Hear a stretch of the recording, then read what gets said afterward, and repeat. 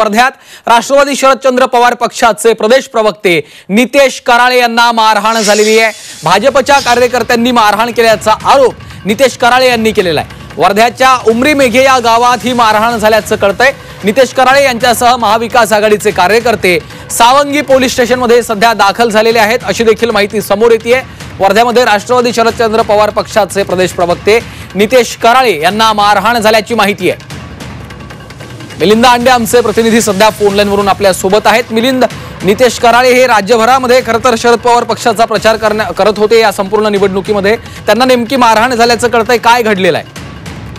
एकंदरीत वर्ध्याच्या उमरी मेघे या मतदान केंद्रावर राष्ट्रवादीचे जे प्रवक्ते आहेत नितेश कराळे ते मांडवा या गावातून आपल्या घरी येत होते। त्या दरम्यान तिथल्या काही कार्यकर्त्यांनी त्या ठिकाणी त्यांना थांबवण्यात आलं होतं आणि सर या ठिकाणी शासकीय कर्मचारी बूथवर बसलेला आहे असं सांगितलं आणि त्यावर नितेश कराळे यांच्यावर उमरी मेघेचे उपसरपंच सचिन कोसे यांनी त्यांना मारहाण केली, त्यांच्यावर अटॅक करण्याचा प्रयत्न केला आणि तो थेट व्हिडिओ तो सोशल मीडियावर व्हायरल झाला।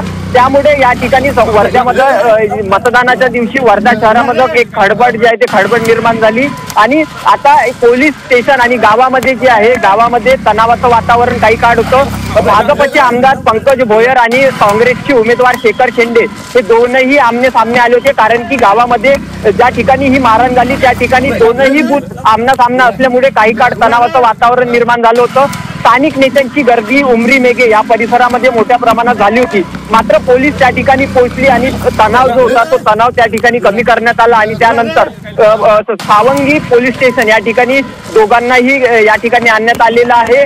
नितेश कराळे यांच्यासह यांच्या पत्नीला देखील मारहाण झाली असं देखील या ठिकाणी बोललं जात आहे। मात्र पोलिसांमध्ये दोघांमध्ये सध्या पोलीस स्टेशनमध्ये समझोता सुरू आहे।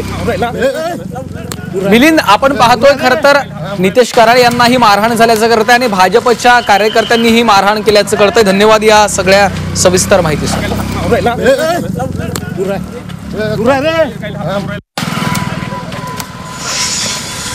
मी काही एकही शब्द बोललो नाही, अर्ध्या रस्त्यात गेलो नाही, मेन रस्त्यावरच दोन बूथ एका समोर एक असे लागले होते। तर सरळ तो गुंडा प्रवृत्तीचा आणि आमदार पंकज भोयरचा पिलांटू सचिन खोसे यानं सरळ आणि त्याच्यावर क्रिमिनलचे बरेचसे आरोप आहे, त्याच्यावर गुन्हे दाखल आहे आणि तो डायरेक्ट माझ्या अंगावर येऊन मला मारहाण करून राहिला।